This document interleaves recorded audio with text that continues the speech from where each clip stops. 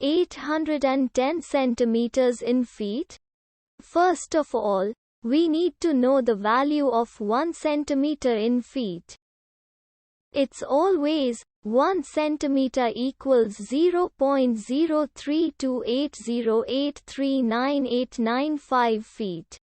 Now we have to multiply 0.03280839895 by 810.